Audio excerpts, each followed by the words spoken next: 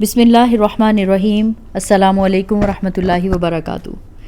آج کی اس ویڈیو میں انشاءاللہ ہم لوگ ایک بہت ہی امپورٹنٹ ٹاپک پہ بات کریں گے، جو کہ ہمارے معاشرے کا ایک بہت اہم ایشو ہے۔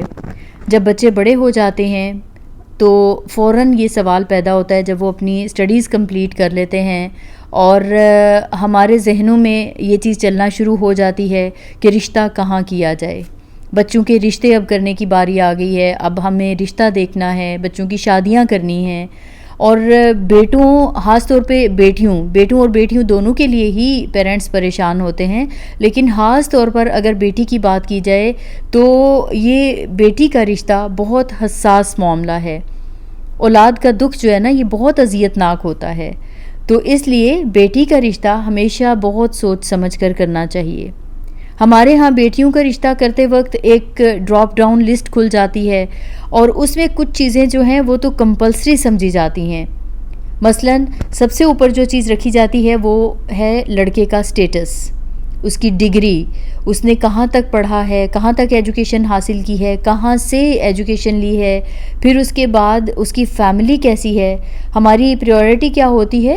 فیملی چھوٹی ہونی چاہیے، لڑکا بہت اچھا کماتا ہو، بہت بڑے خاندان سے ہو، بہت خوبصورت ہونا چاہیے، اور اگر سر پر ساس نہیں ہے یعنی لڑکے کی والدہ نہیں ہے تو پھر تو ایک اس کو بونس سمجھا جاتا ہے، وہاں پہ شادی کرنا سمجھا جاتا ہے کہ بس اب ہماری بیٹی جو ہے نا یہ تو بڑی سکھی رہے گی۔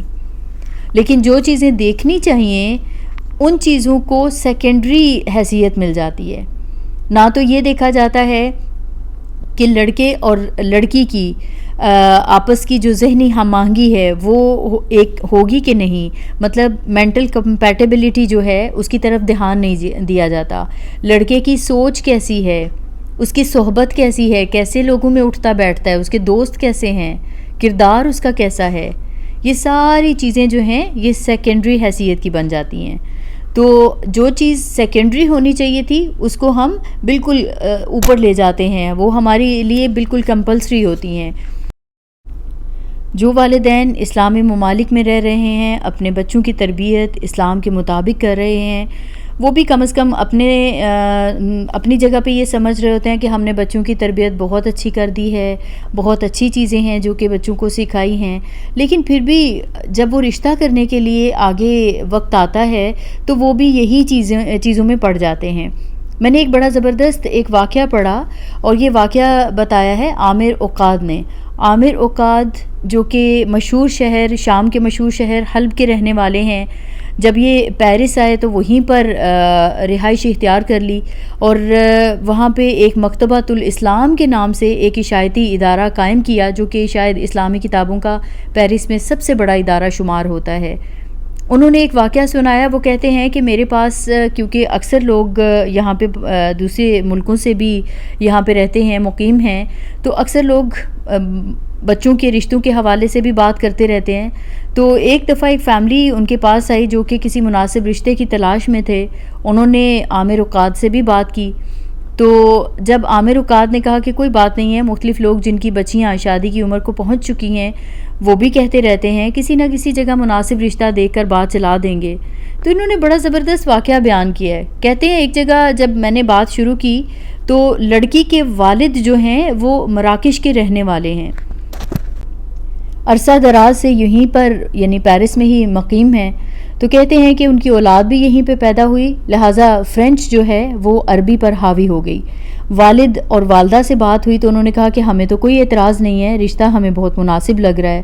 لڑکی کی عمر ابھی 20-21 سال ہے، یعنی وہ لڑکی جو ہے وہ 2021 کی تھی، اور پیرنٹس نے بتایا کہ بچی ہماری کافی سمجھدار ہے، پڑھی لکھی ہے، تو ہم لوگ اس سے مشورہ کر کے بتاتے ہیں کہ کیا کرنا چاہیے، کیونکہ ہمیں تو کوئی اعتراض نہیں ہے، لیکن بہرحال فائنلی ہماری بچی نے ہی یہ زندگی کا فیصلہ کرنا ہے۔ خیر بات آگے بڑھتی گئی، اور کہتے ہیں کہ ہمیں پورا یقین تھا کہ رشتہ ضرور طے ہو جائے گا، کیونکہ رشتہ جو ہے وہ ہم پلہ تھا۔ چنانچہ وہ دن بھی آیا کہ فریقین نے اس بات پر اتفاق کیا کہ لڑکا لڑکی ایک دوسرے کو دیکھ لیں، کیونکہ اسلام بھی اس چیز کی اجازت دیتا ہے، اور پھر اس کے بعد فائنلی ہم جو ہے بات طے کر لیں گے۔ اب اتفاق کی بات کہ ملاقات کے لیے ریلوے اسٹیشن کا انتخاب ہوا، اور لڑکا اور لڑکی جو ہیں وہ ذرا دور ہٹ کر بیٹھ گئے. لڑکی کی والدہ، والد اور یہ جو عامر عقاد ہیں یہ اور ان کی اہلیہ، یہ لوگ ان کو دور سے دیکھ رہے تھے. کہتے ہیں کہ دفتن لڑکی نے اپنے پرس سے کچھ اوراق نکالے اور لڑکے کے سامنے رکھ دیے. ان کو بڑا تعجب ہوا کہ یہ کیا معاملہ ہے. انہوں نے لڑکی کی والدہ سے پوچھا تو وہ کہنے لگیں کہ دراصل ان کی بیٹی اپنے ہونے والے شوہر سے اس کی نجی زندگی کے بارے میں کچھ سوال کرنا چاہتی ہے اور اسی کے لیے اس نے یہ سوال نامہ مرتب کیا ہے. اس کے جوابات کی روشنی میں وہ اسے اپنا شریک حیات بنانے کے بارے میں کوئی فیصلہ کرے گی. وہ جو کویشچنز تھے وہ عربی اور فرینچ دونوں زبانوں میں تھے، لیکن زیادہ جو ہے وہ فرینچ زبان اختیار کی گئی تھی، اور ان کا دوست کیونکہ اس زبان سے زیادہ واقف نہیں تھا اس لیے اس نے دور ہی سے اشارہ کر کے ان کو اپنے پاس بلایا تاکہ سوالات کے جواب لکھنے میں ان کی مدد ہو سکے. اب وہ کویشچنز کیا تھے؟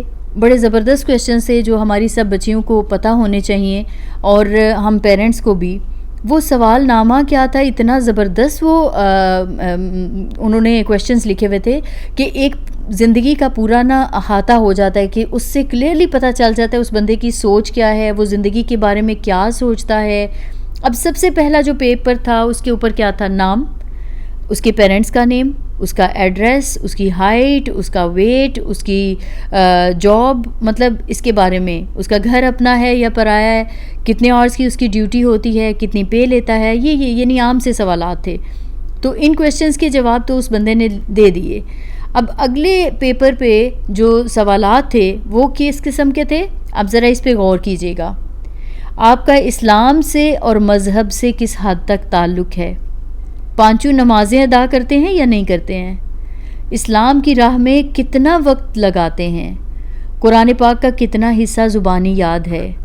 اور مہینے میں کتنی مرتبہ آپ قرآن پاک کی تلاوت کرتے ہیں؟ حدیث کی کون کون سی کتابیں آپ پڑھ چکے ہیں اور کتنی احادیث آپ کو یاد ہیں؟ پھر اس کے بعد ایک صفحے پہ لکھا ہوا تھا کہ یہ پورا پیج آپ لکھیں گے حقوق الزوجین کے بارے میں، یعنی میاں بیوی کے حقوق جو ہیں اس کے بارے میں آپ ایک صفحہ لکھیں. سیرت کی کون کون سی کتابیں آپ پڑھ رہے ہیں یا پڑھ چکے ہیں، اور آپ نے کیا کبھی کسی حلقہ درس میں کبھی شرکت کی ہے، اور اگر کی ہے تو کون سے عالم دین تھے اور آپ نے ان سے کون سی کتاب پڑھی ہے. عامر عقاد کہتے ہیں کہ میں اس لڑکی کے سوال پڑھتا چلا جا رہا تھا اور جہان حیرت میں گم ہوتا جا رہا تھا کہ اس ماحول میں بھی اسلام سے اس حد تک محبت رکھنے والی بچیاں موجود ہیں. اچھا، ایک سوال یہ بھی تھا کہ آپ اولاد کے خواہش مند ہیں، بیٹیاں چاہتے ہیں یا بیٹے، اور شادی کے بعد جو پہلا بچہ ہوگا اس کا نام کیا رکھیں گے، اپنی بیوی میں کس قسم کی خوبیاں دیکھنا آپ پسند کرتے ہیں. وہ سوال نامہ کیا تھا؟ حقیقت میں اس شخص کی زندگی اور اس کے طرز فکر کے بارے میں مکمل کھوج تھی، اور ان سوالات کے جوابات ملنے اور پڑھنے کے بعد ایک شخص کی پوری زندگی کا عکس جو ہے نا وہ کمپلیٹلی کلیئرلی نظر آ جاتا ہے. تو عامر عقاد کہتے ہیں کہ وہ شخص جو ہے پراپرلی ان سوالات کے جواب نہیں دے سکا اور اس وجہ سے یہ رشتہ بھی نہیں ہو سکا. لڑکی ان جوابات سے جو اس شخص نے دیے تھے مطمئن نہیں تھی. اس نے جو بات کی اس بچی نے وہ بڑی زبردست بات تھی. اس نے اپنے والدین سے کہا کہ مجھے ایسا شوہر نہیں چاہیے جو اپنے رب کے ساتھ مخلص نہیں ہے، جو اپنے خالق کا وفادار نہیں ہے، وہ کل کلام میرے ساتھ کیا سلوک کرے گا. یہ ہے بیسیکلی مین تھنگ کہ جو ہمیں دیکھنی چاہیے جب بھی اپنی بیٹیوں کے رشتے کریں. آپ سوچئے کہ جس بندے کے ساتھ آپ اپنی بیٹی کا رشتہ کر رہے ہیں، حقیقت بات یہ ہے اگر وہ واقعی اپنے رب کے ساتھ مخلص نہیں ہے، اپنے خالق کا وفادار نہیں ہے، تو آپ کی بیٹی کے ساتھ کیا وفاداری نبھائے گا. ایک شخص سیدنا حسن بن علی رضی اللہ تعالیٰ عنہ کے پاس آیا اور کہنے لگا کہ میری ایک بیٹی جوان ہو گئی ہے، مجھے مشورہ دیں کہ اس کی شادی کس شخص سے کروں.